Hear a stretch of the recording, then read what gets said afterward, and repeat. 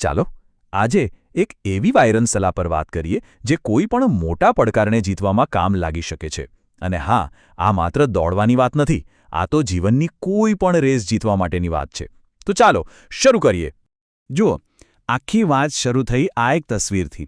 આ ખાસ ગુજરાત પોલીસના ઉમેદવારો માટે બનાવવામાં આવી હતી, પણ એમાં જે જ્ઞાન છે ને એ તો બધા માટે છે. કેમ? કારણ કે આપણા બધાના જીવનમાં કોઈને કોઈ પડકાર તો હોય જ છે. પછી એ પરીક્ષા હોય, કોઈ પ્રોજેક્ટ હોય કે પછી કોઈ પર્સનલ ગોલ હોય, આ સલાહ બધે જ લાગુ પડે છે. તો પછી સવાલ એ થાય કે કોઈપણ રેસ ખરેખર જીતાય કેવી રીતે? શું બધો ખેલ ફક્ત શારીરિક તાકાતનો જ છે કે પછી એનો જવાબ તૈયારી અને માનસિકતા આ બંનેના મિશ્રણમાં છુપાયેલો છે? ચલો જોઈએ, સાચો જવાબ આ બંનેના સંગમમાં જ છે. અને આ જ વાત આપણને આપણા પહેલા અને સૌથી મહત્વના મુદ્દા પર લઈ આવે છે, મનની અંદરનું યુદ્ધ. કારણ કે કોઈ પણ શારીરિક પડકાર શરૂ થાય એ પહેલાં સૌથી મોટી અને નિર્ણાયક લડાઈ તો આપણા પોતાના મગજમાં જ લડાઈ છે. અહીં જે મુખ્ય વાત છે ને એ છે માનસિક મક્કમતા. આનો મતલબ એ નથી કે થાક જ ના લાગે. અરે થાક તો લાગશે જ, પણ આનો મતલબ એ છે કે જ્યારે શરીર થાકીને જવાબ આપી દે, એમ કહે કે ભાઈ હવે મારાથી નહીં થાય, ત્યારે મન કે ના, હજી નહીં, બસ થોડુંક વધુ. આ એ જ પ્રતિબદ્ધતા છે જે આપણને હાર માનવા દેતી નથી. તો સવાલ એ છે કે આવી માનસિકતા કેળવવી કઈ રીતે? બહુ સિમ્પલ છે. આખી મહેનતને ફક્ત એક જ પાવરફુલ વિચાર પર ફોકસ કરવાની છે. એક એવો વિચાર જે આખી ગેમ બદલી નાખે છે.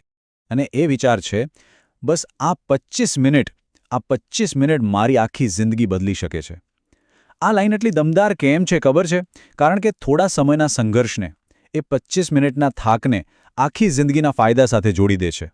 એમ સમજો કે આ થોડીવારની પીડા એ આવનારા ભવિષ્ય માટેનું એક નાનકડું ઇન્વેસ્ટમેન્ટ છે. સારું, તો મન તો તૈયાર થઈ ગયું, પણ શરીરનું શું? એને પણ તૈયાર કરવું પડશે ને? તો ચાલો હવે વાત કરીએ પ્રેક્ટિકલ સ્ટ્રેટેજીની, કે રેસના દિવસે ખરેખર કરવું શું?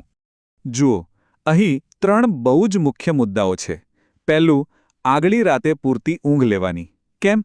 કારણ કે આરામમાં જ અસલી તાકાત છુપાયેલી છે. બીજું, મગજને એકદમ શાંત રાખવાનું, કોઈ નેગેટિવ વિચાર નહીં, કારણ કે ચિંતા છે ને એ આપણી એનર્જી ખાઈ જાય છે. અને ત્રીજું, સાચું ફ્યુલ, એટલે કે સાચો ખોરાક, કારણ કે ગાડીમાં જેવું પેટ્રોલ નાખો એવી ચાલે, બરાબર ને? હવે આ ફ્યુએલની વાત થોડી ડિટેલમાં કરીએ. સલાહ બહુ ક્લિયર છે. એનર્જી માટે શું લેવાનું? એકાદ ખજૂર કે પછી થોડો ગોળ, બસ. કંઈક હળવું જે ફટાફટ એનર્જી આપે. પણ ભારે નાસ્તો? ના, બિલકુલ નહીં. કેમ? કારણ કે જો પેટ ભરીને ખાધું તો શરીરની બધી તાકાત એને પચાવવામાં જતી રહેશે. દોડવા માટે બચશે જ નહીં. એટલે યાદ રાખો, હળવું અને ઝડપી. ચાલો હવે માની લો કે રેસ શરૂ થઈ ગઈ છે. ત્યારે શું?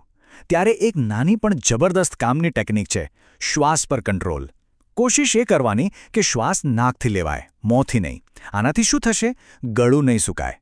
જો મોં ખુલ્લું રાખીને દોડશો ને તો ગળું તરત સુકાઈ જશે, પછી તકલીફ પડશે. એટલે નાકથી શ્વાસ લો, સ્ટેમિના પણ જળવાઈ રહેશે. અને પછી આવે છે એ સમય, ફાઇનલ રાઉન્ડ. એ ક્ષણ જે દરેક દોડવેરની જિંદગીમાં આવે છે. જ્યારે એવું લાગે કે બસ હવે હાર માની લઈએ.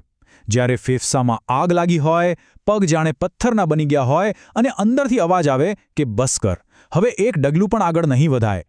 આ જ છે એ નિર્ણાયક ક્ષણ. તો આવી સ્થિતિમાં શું કરવાનું? જ્યારે શરીરની બધી તાકાત ખતમ થઈ જાય, ત્યારે એનર્જી ક્યાંથી લાવવી? ત્યારે એક બીજા સોર્સની જરૂર પડે છે. અને આ સલાહ બરાબર એ જ સોર્સ તરફ ઇશારો કરે છે. અને એ સોર્સ છે આપણા માતાપિતાનો ચહેરો યાદ કરવો.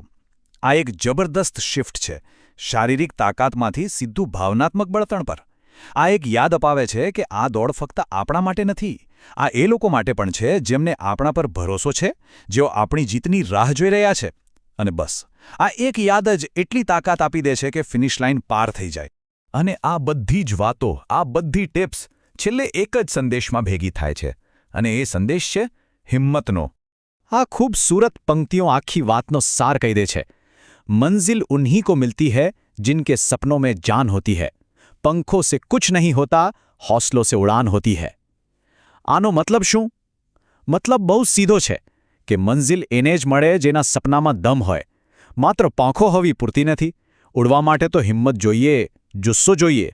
આપણી પાસે શું સાધન છે એના કરતાં આપણી ઈચ્છાશક્તિ કેટલી મજબૂત છે એના પર બધો આધાર છે. તો અંતે એક સવાલ આપણી સામે આવીને ઊભો રહે છે. ભલે એ કોઈ શારીરિક રેસ હોય, કરિયરનો કોઈ ગોલ હોય કે પછી કોઈ અંગત પડકાર. આપણી પોતાની ફિનિશ લાઇન કઈ છે? આપણે સૌ કઈ ફિનિશ લાઇન તરફ દોડી રહ્યા છીએ? અને એનાથી પણ મોટો સવાલ, ત્યાં સુધી પહોંચવા માટે આપણે આપણી હિંમતનો, આપણા જુસ્સાનો ઉપયોગ કેવી રીતે કરવાના છીએ? આ સવાલ પર જરૂરથી વિચારજો.